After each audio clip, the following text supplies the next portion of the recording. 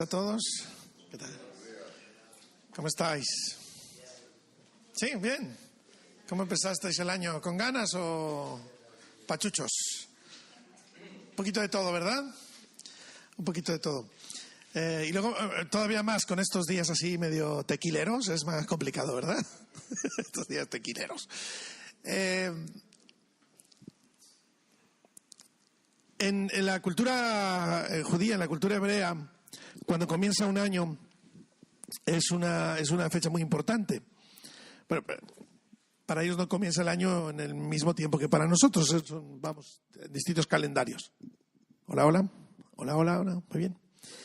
Pero es un tiempo muy, muy importante. La cabeza del año, se podría decir lo que ellos dicen. Y para esta cultura, los primeros 10 días del año son sumamente importantes, ¿no?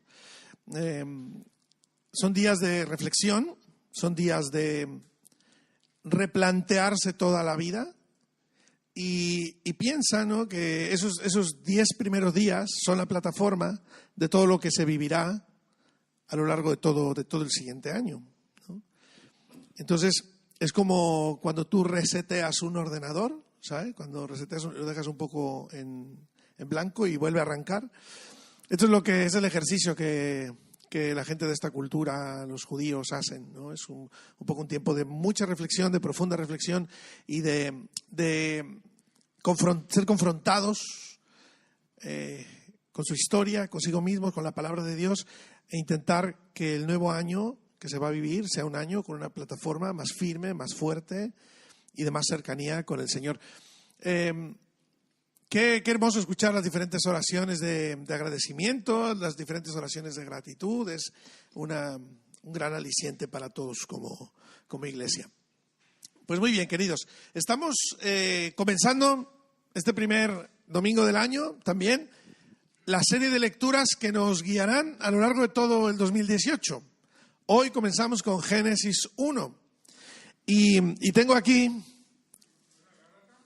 Gálatas, dice. No, después de Salmos y Proverbios no hicimos Eclesiastés, Cantar ni nada, no fuimos al Nuevo Testamento, ¿te acuerdas? El primer año hicimos Salmos, Proverbios, luego el segundo año hicimos parte del Nuevo Testamento y ahora estamos viniendo al Antiguo Testamento otra vez, al Pentateuco, los primeros 5 libros de la Biblia. Entonces tengo aquí unos calendarios, ¿me ayudaríais? No sé si los dos o uno, lo que queráis. Un poco para repartirlos. Tengo 30 impresos, no sé si queráis uno por familia, quizás sea lo más adecuado. Bueno, ya lo veis vosotros mismos. Hay ahí unos 30 más o menos. Mira, así para hacer aire, está muy bien. Tenéis ahí las lecturas de todo el año. Comenzando hoy con Génesis 1. Y hasta abril terminaremos Génesis, como que estamos leyendo un capítulo cada 2 días.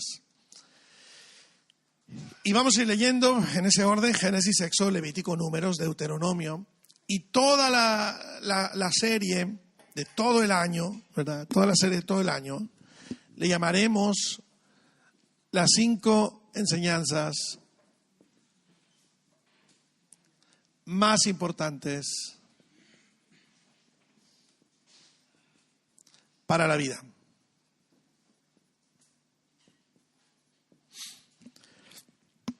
Las 5 enseñanzas más importantes para la vida. La verdad es que es un título de todo este año, es un título muy pretencioso, ¿verdad? Muy pretencioso.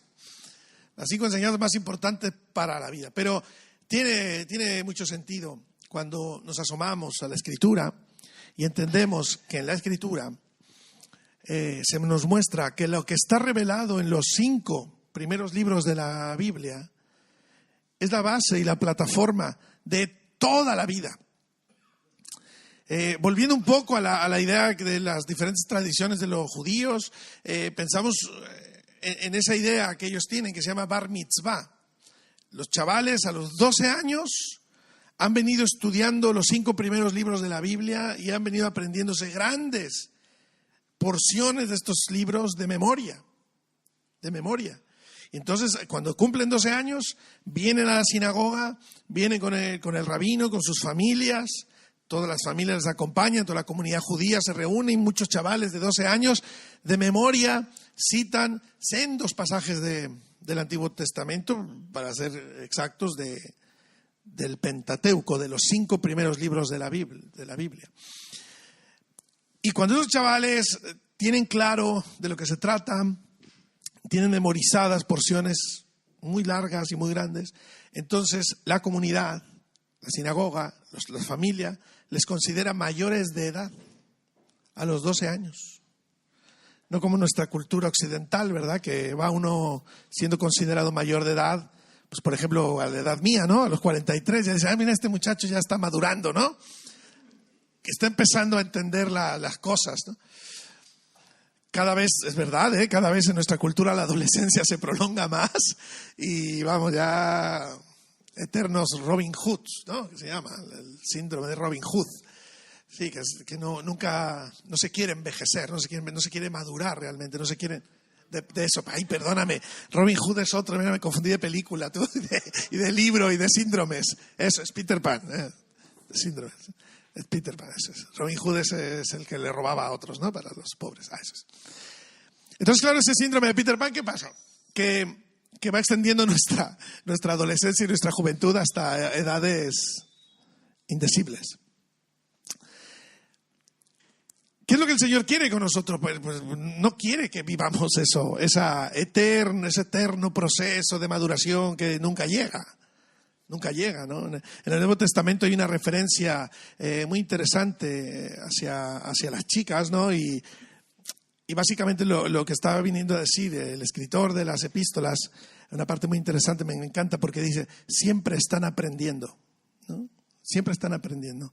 Pero no lo dice de una manera bonita, ¿no? Como dicen, siempre les encanta aprender y siempre están. No, lo dice de una manera como nunca terminan de aprender, o sea, no han llegado a ninguna conclusión, siempre están aprendiendo lo mismo, no madura nunca, no madura nunca. Y eso es lo que el Señor quiere que nosotros evitemos, queridos, que siempre estemos con lo mismo, sino que vayamos a la madurez, ¿no? Que vayamos a la perfección, como dice Hebreos 5, en los últimos versículos, que vayamos a la perfección, ¿no? No echando otra vez los rudimentos, pero vamos adelante a la perfección. Bueno, hoy tenemos una enseñanza, una predicación que es, si bien introductoria a todo lo que vamos a estudiar a lo largo del año, pero también es introductoria a la serie que particularmente comienza hoy con el libro de Génesis. Y este libro en particular nos va a revelar una cosa muy importante, los principios de Dios, descubriendo los principios de Dios. Entonces, queridos, yo no sé cuántos de vosotros sois de tomar notas o si os fiáis de la memoria, pero la verdad es que a lo largo de este año me gustaría animaros a que os convirtáis en gente de hacer notas, de tomar notas. Porque lo que uno demuestra cuando toma notas, lo que uno demuestra cuando tiene un cuaderno reservado para el aprendizaje, lo que uno demuestra es que uno quiere realmente aprender, ¿no? Entonces yo os animo, os invito a que no solo los domingos, sino a lo largo de las diferentes lecturas, vayas tomando nota de lo que estás aprendiendo, de lo que el Señor te está diciendo, de lo que el Señor te está hablando. Es sumamente importante. De verdad, os animo, por usar una palabra dominguera, os conmino a que lo hagáis, a que toméis nota. Es bonita esa palabra, os conmino. Suena como sal con comino, clavo. Exacto, suena ingrediente para cocinar, pero no, conmino. Bueno, el Antiguo Testamento, nosotros le llamamos Antiguo Testamento, ¿no? Pero los judíos le han dado un nombre. Y se llama así, o se dice así.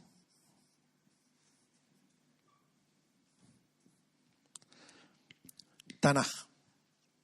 El Antiguo Testamento se llama Tanaj. Y es muy interesante porque a mí que me gustan mucho los acrósticos, que me encantan los acrósticos, esto es un acróstico que está compuesto de las tres letras, digamos, consonantes que forman esta palabra, ¿no? Bueno, aquí voy a poner una K, porque realmente, ahora veréis, esta K suena suave, no es una K, sino es más parecido a la J.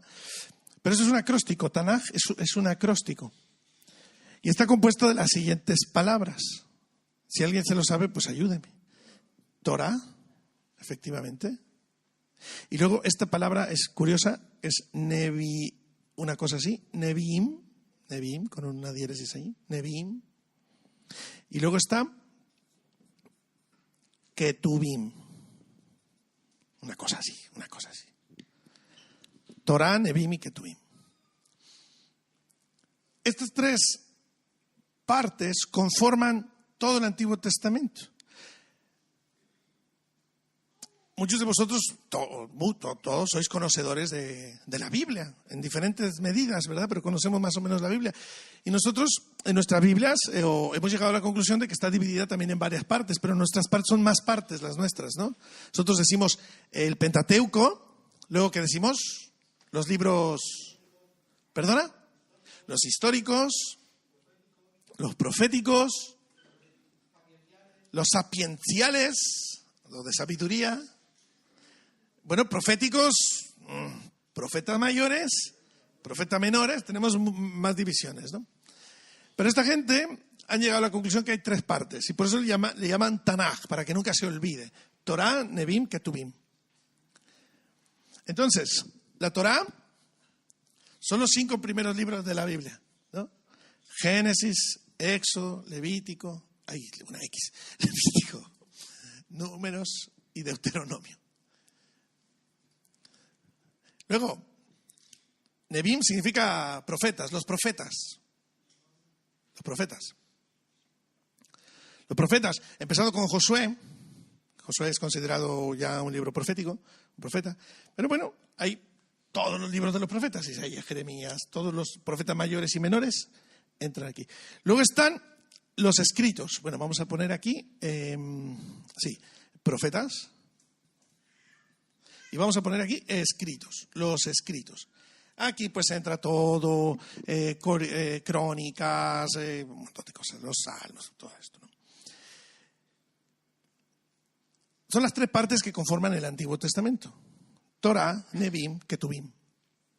Ahora bien. Esto, si estáis tomando nota, pues sería genial. Y si no, pues ya, no sé si se está grabando, igual, ¿sí? Genial. Igual lo recordaréis si lo escucháis después, ¿no? Estos libros, bueno, voy a borrar estos dos porque ahora mismo no nos compete esta enseñanza. Pero la primera parte, ¿no?, de todo el Tanaj, la primera parte del Antiguo Testamento es la Torah. Como he dicho antes, los 5 primeros libros de la Biblia. Nosotros le llamamos Pentateuco. Pero realmente estos libros se llaman en su conjunto Torah. Se entiende que fue una revelación dada a Moisés, ¿verdad? Ahora, en la Torah, como he dicho antes, tenemos Génesis, tenemos Éxodo, tenemos Levítico, Números y Deuteronomio. Deuteronomio, aquí me falta una R, me falta de todo. Deuteronomio.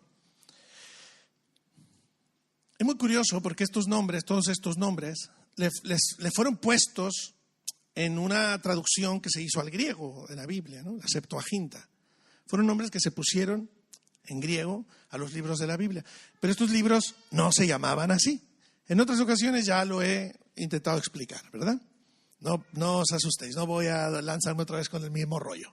No os preocupéis. Estos libros tenían otros nombres. Y los nombres de estos libros son, a ver si ya lo enseñé, entonces ya os acordáis qué son, ¿verdad? Porque ya me estáis criticando, pero no os acordáis.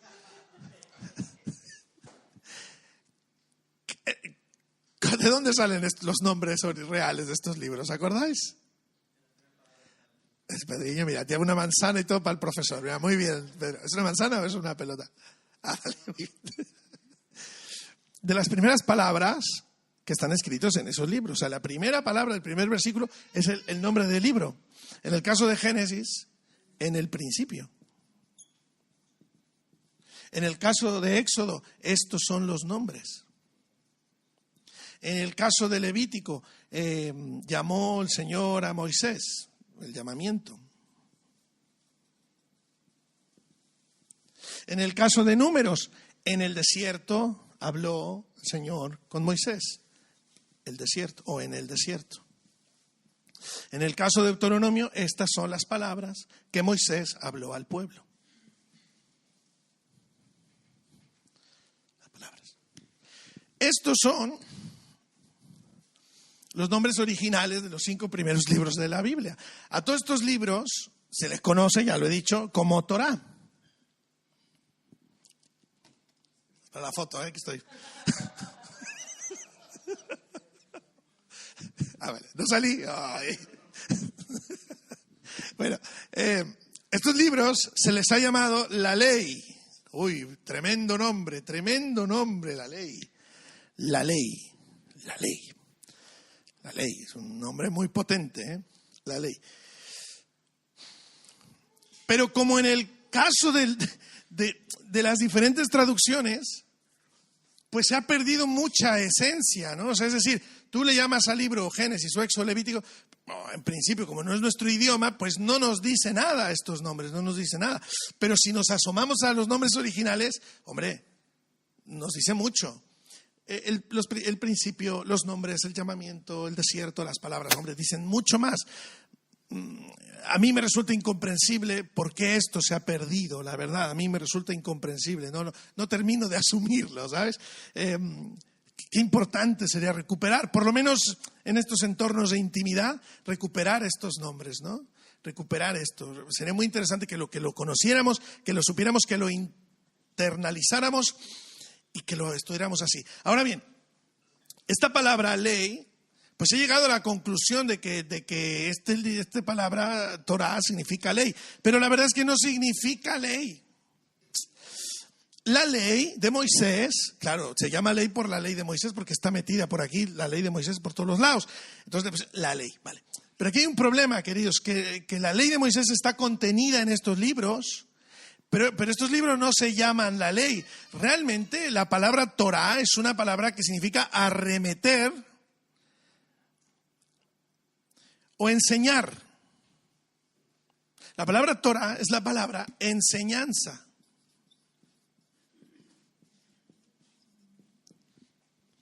Enseñanza. La palabra Torah significa enseñanza. Por lo tanto, estos 5 libros son las 5 enseñanzas. No es difícil llegar a esa conclusión, ¿no? Como me parece que tampoco es difícil llegar a pensar que estas 5 enseñanzas, por lo tanto, son las más importantes y necesarias para la vida. Una y otra vez en el Antiguo Testamento te encuentras a gente como David sobre todo, que muchas veces llega a decir: cuánto amo tu ley, cómo necesito tu ley, qué dulce es tu ley.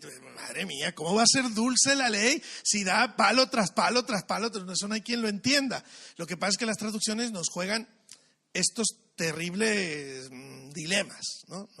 Nos hacen estos juegos complicados de ideas.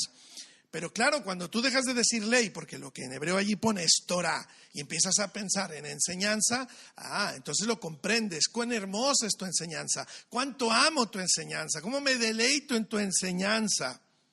Claro, no es que se estaba deleitando en los palos que da la ley, sino se deleita en lo que la ley viene a revelarnos de Dios. La ley, la Torah, viene a revelarnos de Dios.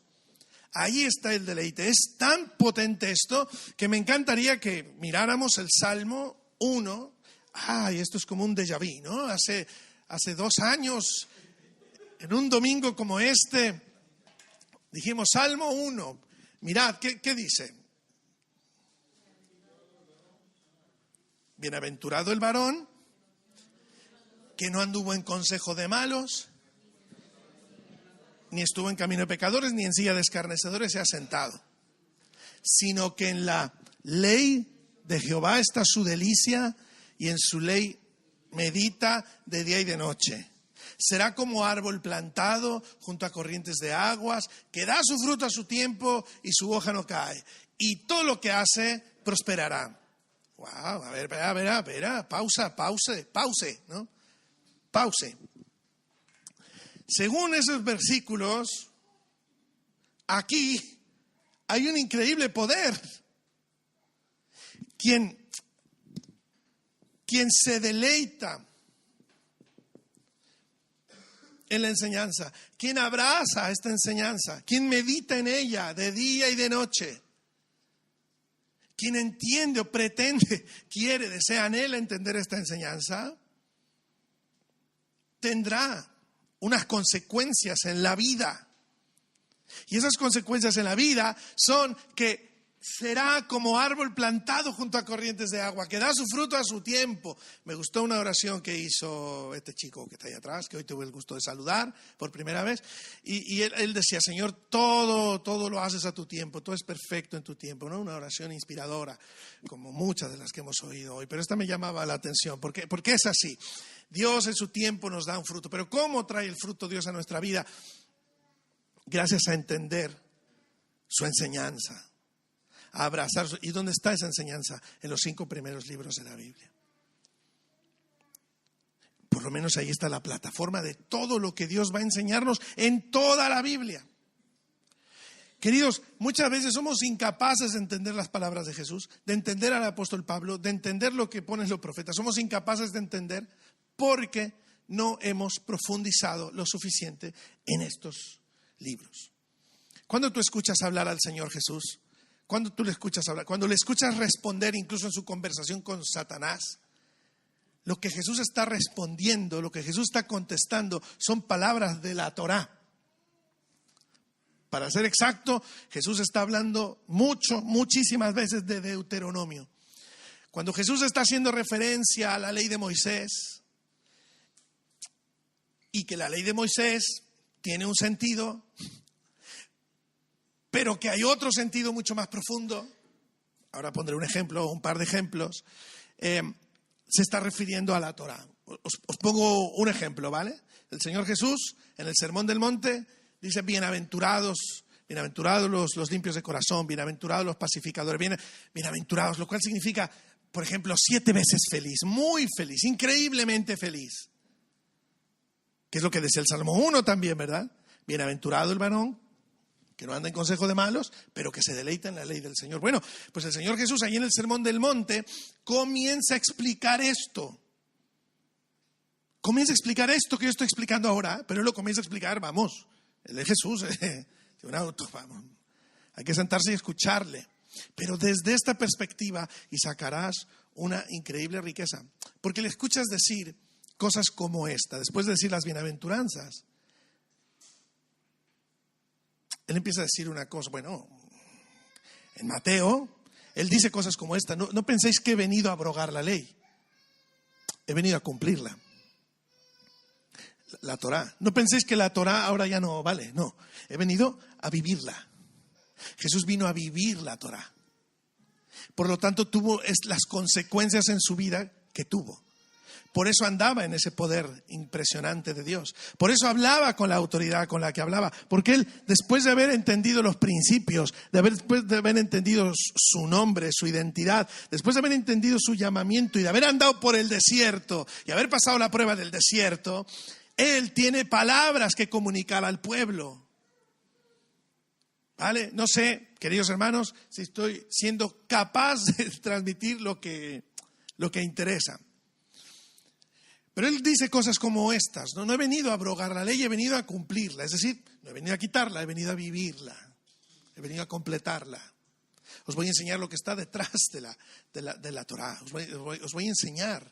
Y por eso él se sienta como los rabinos, como un maestro, por eso se le conoce como un rabí, como un maestro, porque él enseña la Torá.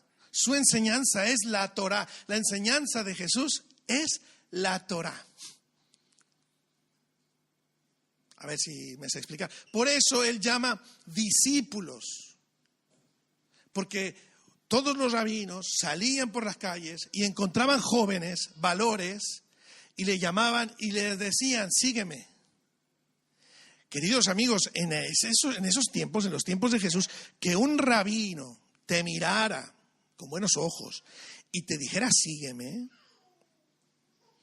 es como si, vamos a poner 2 ejemplos, si os parece bien, es como si Leo Messi se paseara por las calles de Santa Coloma un día y viera a alguno de vosotros jugar fútbol y Messi te dijera, venga, sígueme, vente a vivir conmigo,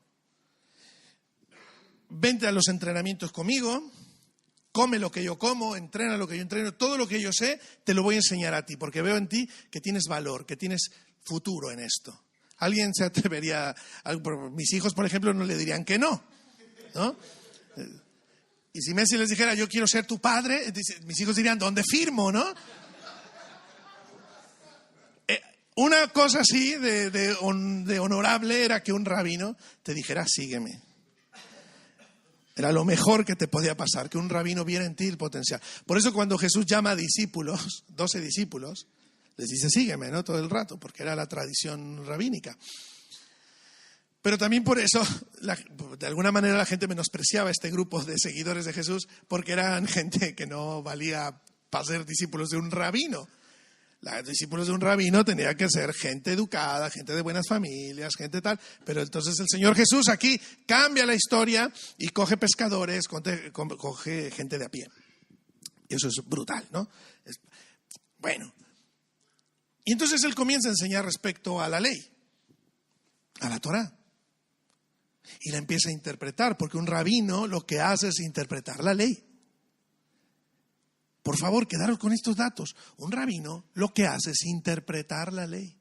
Y Jesús da su interpretación de la ley. Permitidme, no es su interpretación. Si viene de Jesús, es la interpretación de la ley. Y entonces él dice, a los antiguos les fue dicho, oísteis que fue dicho, a los antiguos, no matarás. ¿Dónde está eso de no matarás? En Éxodo, ¿verdad? Oíste que fue dicho, no matarás. Aquí está la ley. Pero yo os digo que antes de la ley están los principios. Permite, ahora estoy parafraseando. Antes de la ley están los principios. Entonces, yo os digo que el que se enoja con su hermano, el que odia a su hermano, ya le ha asesinado en su corazón. El problema entonces no está en no matar a Elieber, sino en que yo no quiera a Elieber.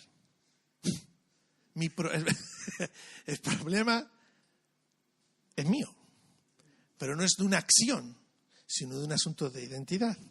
El problema no es no cumplir o no los reglamentos de la ley, sino lo que ha nacido en mi corazón. Entonces Jesús está haciendo referencia a los principios. Si yo os digo esto, queridos, un hermano que se enoja contra otro hermano, ¿en quién pensáis? Caín y Abel, ¿no? Claro, Caín acabó matando a Abel, pero el problema no fue matarle. El problema fue que se enojó con él.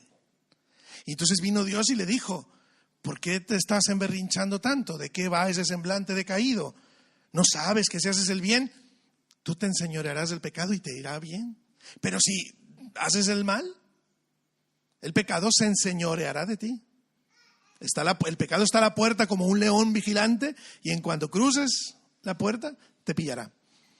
El problema estaba en el corazón de Caín, no en la acción que iba a realizar, que era muy mala, pero esa acción es una consecuencia de algo que ya se había gestado en el corazón. Antes de la ley están los... espero estar llegando al punto. Antes de la ley están los principios. Permitidme poner otro ejemplo, y para ejemplos tengo, para toda la tarde, si queréis. No os preocupéis. Jesús dice, oísteis que fue dicho, en el mismo sermón del monte, sentado en una piedra, sus discípulos le rodean, las multitudes le escuchan. Oísteis que fue dicho, no adulterarás. O sea, no te acostarás con otra mujer que no sea la tuya, con la que te has casado, no adulterarás. Dice, pero yo os digo otra cosa, que si alguno ya desea a otra mujer en su corazón, ya se acostó con ella. Espérate, la ley era dura, pero tú te estás pasando 3 pueblos. O sea, con razón ahora entiendo a David, amo tu ley, claro.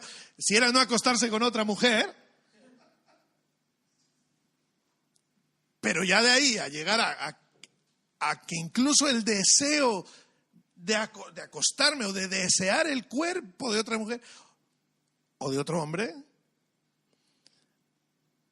eso ya es haberse acostado con él o con ella en el corazón, ya es haber adulterado. Entonces, claro, ¿dónde está aquello de no adulterarás, no desearás la mujer de tu prójimo? ¿Dónde está eso? ¿Dónde está eso? También, ¿verdad? Bueno, y lo repiten por ahí, por Deuteronomio y tal. Vale. Pensad en Adán.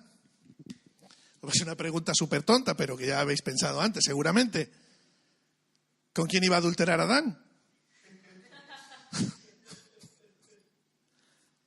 ¿Podía adulterar Adán o no podía adulterar? Sí. Con la serpiente. Sí, muy bien. Sin lugar a dudas, ¿no? Tenía alguna chica así como para decir, pues esta está mejor que Eva, gloria a Dios. No había opción, ¿no? Para Adán, si lo pensáis un momento, era imposible adulterar. Era imposible. No había opción. Quiere decir que el problema no es ir y acostarte con otra persona que no sea tu esposo o tu esposa. El problema ya nació antes, en el corazón, en el deseo del corazón, en la lujuria de los ojos. Si leéis el Sermón del Monte desde esta perspectiva, veréis que Jesús está diciendo que nos han machacado mucho con la ley. Pero el problema no es cumplir o no cumplir esta ley. El problema es que hemos olvidado los principios. El principio del pacto, el principio del amor, los principios de Dios. Si viviéramos los principios de Dios, y ahora voy a decir algo muy grave, que por favor meditad en vuestro corazón. Si siguiéramos los principios de Dios, no hubiéramos necesitado ley. No hubiéramos necesitado la ley de Moisés si siguiéramos los principios de Dios. Repito, no hubiéramos necesitado ley. Sería inútil. Como lo es ahora.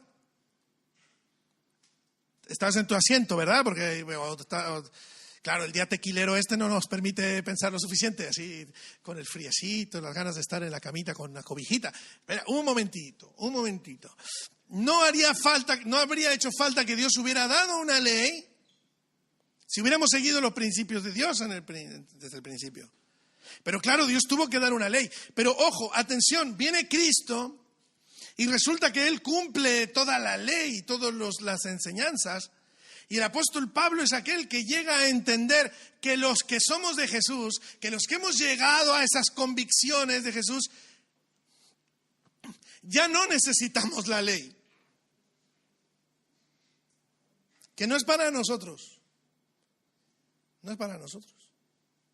No es para nosotros. Por una simple razón, porque ya la hemos cumplido en Jesús. Entonces Jesús dice, vale, la ley y los profetas, la Torá y Nebim, todo se resume en 2 cositas. Ama al Señor tu Dios con todo tu corazón, con toda tu alma, con todas tus fuerzas, con todos tus recursos. Y ama a tu prójimo como a ti mismo. Mandamientos, hay 300 y pico de mandamientos, pero Jesús dice, todos se resumen en estos 2. Si tú eres capaz de amar, ¿qué mandamiento necesitas? ¿Qué mandamiento necesitas? Si cada vez que te relacionas con la gente solo estás pensando, no le voy a hacer a él lo que no quiero que me hagan a mí. ¿Qué mandamiento necesitas? ¿Qué ley hay contra eso?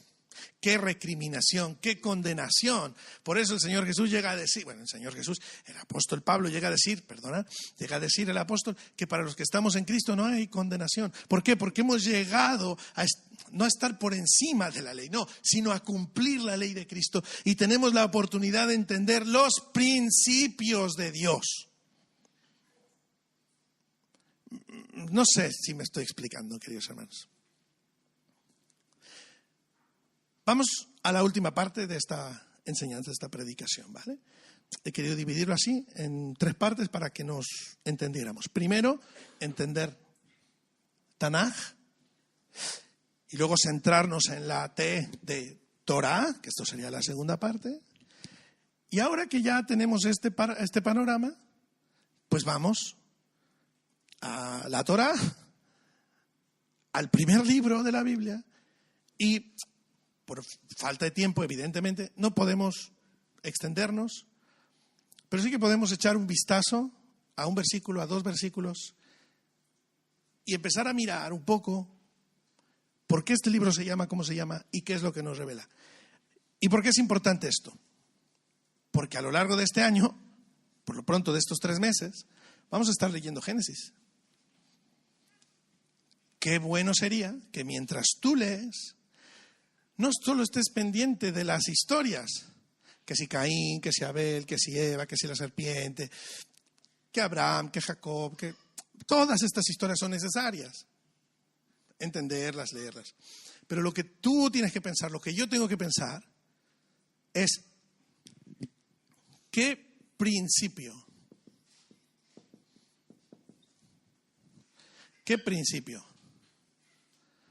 me está enseñando Dios aquí. ¿Qué principio me está enseñando? Esto es lo que dice el Salmo 1. Meditar en la enseñanza. Rumiar la enseñanza. Probarla, masticar. Estar pensando en ello todo el día. Por eso, queridos, no estamos intentando, desde que comenzó estos ejercicios de lectura, desde que comenzaron, no estamos intentando poner lecturas cada día, ni 3 lecturas, ni leernos la Biblia en un año, que está muy bien. Pero no son competencias de velocidad esto. Hay que pararnos, hay que detener, hay que pensar. No leas por cumplir un calendario, lee pensando.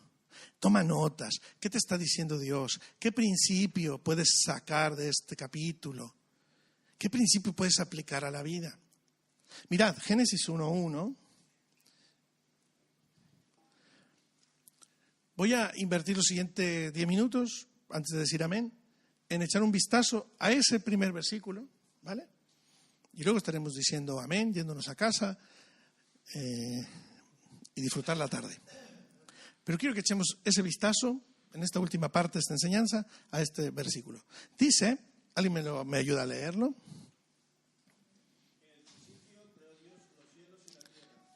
Muy bien. En el principio creó Dios los cielos y la tierra. Bueno, esto es lo que dice este versículo. En el principio creó Dios los cielos y la tierra. Vamos a ver. Si yo pusiera números a esto, por ejemplo, este es el 1, el 2, el 3, el 4, el 5. ¿En qué número quedó Dios? El 3, ¿verdad? Vale. No me voy a poner con temas numerológicos. No, es porque el 3 es aquello de la Trinidad. No os preocupéis. No voy por ahí. No voy por ahí. ¿No? El 3 es esto, y si lo sumas con el 7 de no sé qué, y le quitas el número que pensaste, entonces te da 2018, ¿no? No va por ahí. No, solo una cosa muy práctica, muy sencilla. Quizás la manera de redactar la Biblia, quizás lo mejor, ahora voy a decir una burrada, pero quizás lo mejor hubiera sido comenzar con la palabra Dios. O sea, que Dios no quedara en tercer lugar, sino que quedara en primer lugar. O sea, tú imagínate que la Biblia comenzara Dios. En el principio, creo. Dios. No podía ser así. Esto ya habla de la increíble sabiduría divina. Antes de Dios aparecer en la escena, ¿qué aparece? El principio. Lo que este versículo viene a revelar es que Dios es un Dios que se sujeta, que se somete a sus principios. Dios es un Dios de principios. Entiéndase la palabra principios como se entiende en hebreo, bereshit, o sea, la palabra principio, bereshit, en el principio. Entiéndase, no solamente como el origen o el comienzo, es decir, en el comienzo Dios creó, que es correcto, pero es una idea de bereshit. Pero hay otra idea, hay otra idea. Por principio. Es decir, esa palabra principio no solo significa inicio, sino significa plataforma. Plataforma, base. En base a sus principios, dicho de otra manera, por sus bases, por su plataforma, por la plataforma en la que Dios hace todas las cosas, creó los cielos y la tierra. Es decir, Dios al crear todas las cosas, lo que decidió es revelar sus principios. No nos es extraño entonces ahora el versículo de los Salmos que dice que los cielos cuentan la gloria de Dios y el firmamento anuncia la obra de sus manos. ¿Cómo puede ser posible eso? Muy sencillo, porque en la creación Dios se proyectó. Dios proyectó sus principios. En lo creado, Dios se ha revelado. Permitidme una reflexión. Para conocer a Dios, para conocer cómo piensa Dios. Hermanos, atención, pause. Piensa, por favor, esto. Para conocer a Dios el Padre, para conocerle, para saber cómo es y cómo piensa, no se necesita a Jesús. Dios se ha revelado en la naturaleza. Por eso muchas personas se equivocan con esto. Porque creen que en la contemplación de la naturaleza y en el disfrute del entorno ya disfrutan a Dios. Y vaya que disfrutan a Dios. No, claro, porque Dios se reveló en lo creado y se reveló en lo natural. Y Dios en las plantas, en los árboles, en los animales, en la manera de la reproducción. En todas las leyes bióticas, de todo lo vivo, Dios se ha revelado. Y al estudiarlas, realmente estás estudiando a Dios. ¿Cómo es Él? Tú descubres a Dios en la naturaleza. Dios se revela. Los cielos cuentan la gloria de Dios. El firmamento anuncia la obra de sus manos. Tú dedícate a contemplar la naturaleza y el universo y estarás contemplando la naturaleza y el carácter divino. No se necesita a Jesús para eso. Pero ¿por qué se necesita a Jesús entonces?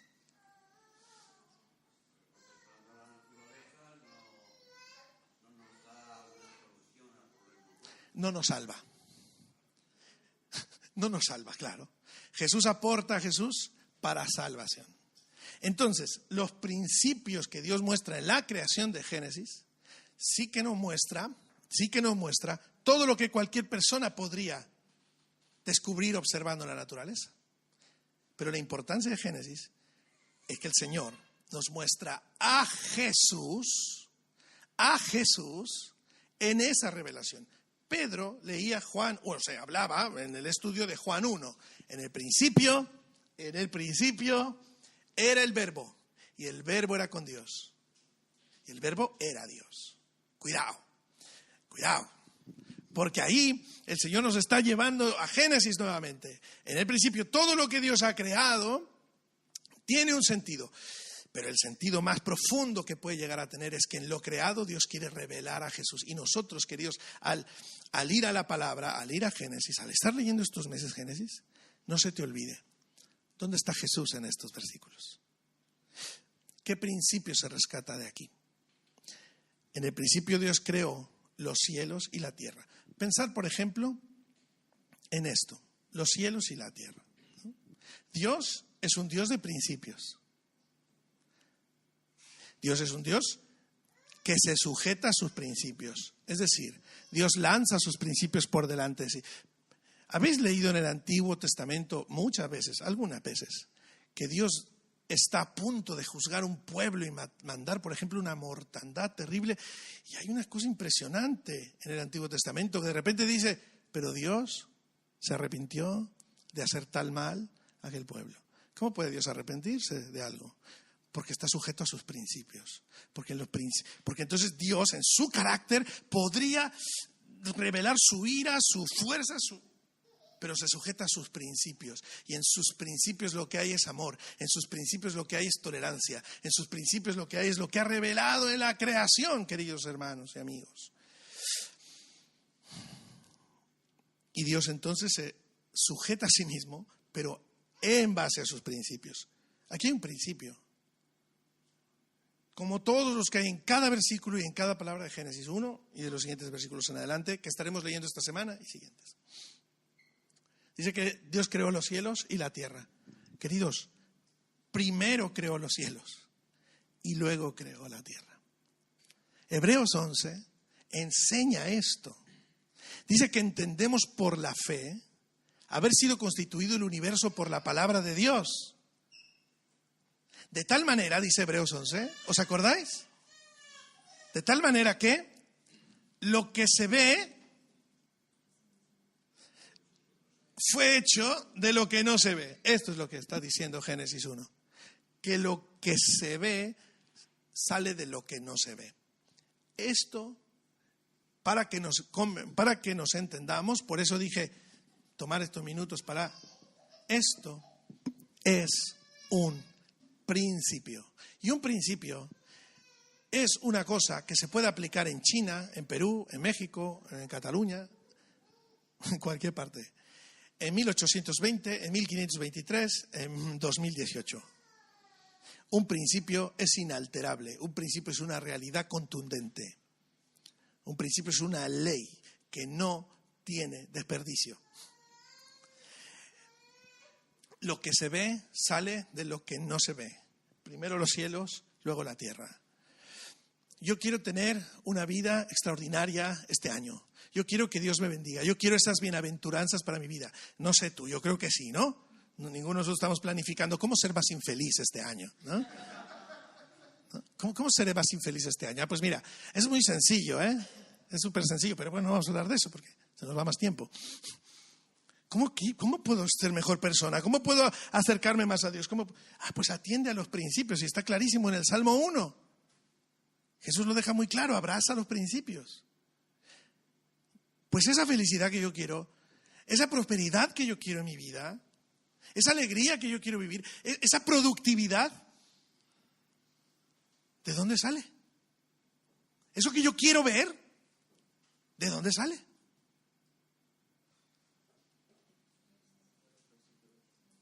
Muy bien, genial. Pero ya llegando a este punto, ¿de dónde diría que sale lo que yo quiero ver? De lo que no veo.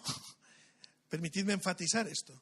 Lo que yo quiero ver sale de lo que nadie ve. ¿Cómo vivo mi vida privada? ¿Cómo vivo mi intimidad? ¿Estoy buscando a Dios en lo privado? ¿Estoy invirtiendo tiempo en conocer a Dios? Porque si yo invierto tiempo en mi intimidad con Dios, donde nadie me ve, si yo cuando estoy a solas con el ordenador, cuando nadie me ve, hago lo que hago o dejo de hacer lo que dejo de hacer, si yo vivo una vida privada, escondida, de tal manera, luego quiero ver, o sea, equivocada, luego quisiera ver cosas buenas en mi vida públicamente, imposible, porque lo que se ve sale de lo que no se ve. Entonces, queridos hermanos, este año, da por concluida esta predicación con esta idea. Este año, queridos, vamos a aferrarnos a este primer principio que nos muestra Génesis 1:1. Todo lo que tú quieres ver reflejado en la vida, todo lo que tú quieres conseguir, visiblemente, se consigue primero donde nadie te ve. En la intimidad, donde nadie te califica, donde no quedas bien orando delante de nadie. Estás tú solo, tú y Dios.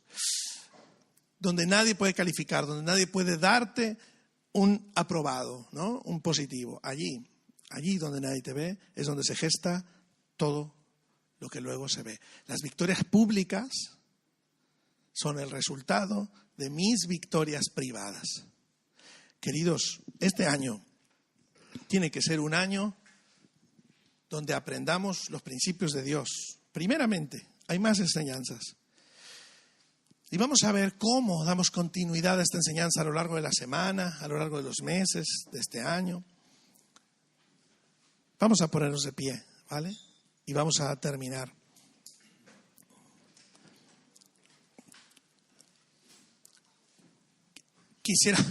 Quisiera disculparme si acaso ha habido ahí si acaso os he dado demasiadas ideas, ¿no? A lo mejor son demasiadas ideas para este domingo. Pero claro, teníamos la necesidad de introducir lo que vamos a leer, a estudiar, a orar. Vamos a cerrar nuestros ojos, queridos, allí en nuestro lugar.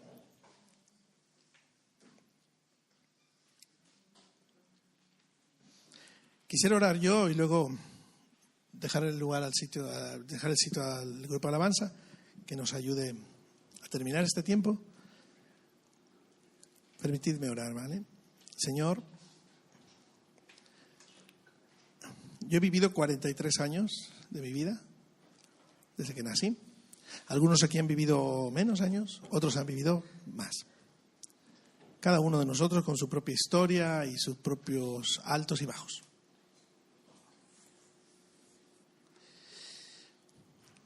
¿Qué hará diferente este año? ¿Qué hará diferente este año para que pueda marcar para bien el resto de nuestra vida? Quizás, Señor, ya te hemos conocido y ya hemos caminado, eso nos ha marcado por completo. Pero queremos ir más profundo contigo, en ti. Queremos entender, queremos que seas nuestro maestro. Queremos ir a ese sermón de la montaña y sentarnos junto a ti para escucharte y que nos expliques la ley. Explícanos la Torá, Señor. Explícanos los mandamientos, pero no para que nos hagamos unos legalistas miserables, sino para que nos liberemos del legalismo en base a entender como tú piensas, con tus principios. Porque tú no das más leyes, tú das libertad, identidad correcta para vivir con coherencia en la vida. ¿Cómo quisiera poder transmitir eso a mis hermanos? ¿Cómo quisiera, Señor, invertir mi vida para que eso sea entendido? ¿Cómo quisiera vivirlo yo mismo? Dejar mis incoherencias y vivir tus principios. Este año quiero que nos des estas 5 importantísimas enseñanzas para la vida. Lo primero es que lo que se ve sale de lo que no se ve. Oro por la vida íntima de todos los que estamos aquí. Nuestra sexualidad, nuestras conversaciones, lo que hacemos cuando nadie nos ve. Nuestra intimidad contigo, nuestra relación con nuestra esposa, nuestro esposo. Nuestros tiempos de oración, nuestros tiempos de la palabra. Eso que nadie ve será la plataforma para crear todo lo que sí se ve. Por eso estabas tan enojado con los fariseos y les llamabas hipócritas. Porque ellos se ocupaban de lo que se ve. Les preocupaban las apariencias. Ellos les preocupaba que la gente les viera orar, que les viera vestidos religiosamente. Ellos les preocupaba la apariencia. Pero tú no miras las apariencias, miras el corazón. Tú ves lo que nadie ve, tú ves donde nadie ve. A ti te importa quiénes somos en lo privado, quiénes somos cuando estamos solos y nadie nos vigila. Padre, esto es un principio. Y bendigo tu nombre por tu bendita palabra. Porque ahí nos dejas increíbles lineamientos para la vida. Te pido algo, Señor. Enseña.